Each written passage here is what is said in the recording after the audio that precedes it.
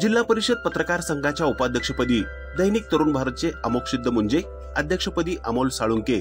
सोलापूर जिल्हा परिषद पत्रकार संघाच्या वार्षिक सर्वसाधारण सभा शिवरत्न सभागृहात श्रमिक पत्रकार संघाचे अध्यक्ष विक्रम खेलबोडे यांच्या अध्यक्षतेखाली व राज्य अधिस्वीकृती पत्रकार सदस्य प्रमोद बोडके यांच्या उपस्थितीत पार पडली.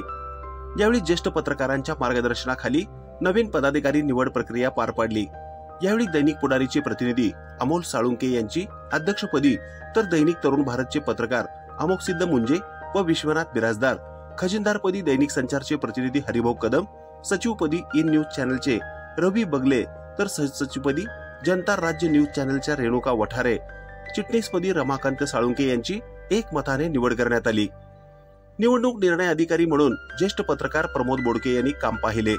यावेळी बळीराम सर्वगोड, शरीफ सय्यद, शिवाजी सुरवसे, राजकुमार सारोळे, सचिन जाधव, आप्पासाहेब पाटील, अनिल शिराळकर, संदीप इरवडे, शिवाजी सावंत, श्रीशैल चिंचोळकर, विश्वनाथ फनकोरे, विजयकुमार झुंजा, मनोज भालेराव, राजेश भोई, संतोष अचलारे, गिरमल गुरव, रवी बगले, प्रशांत कटारे, सुदर्शन तेलंग आदी उपस्थित होते.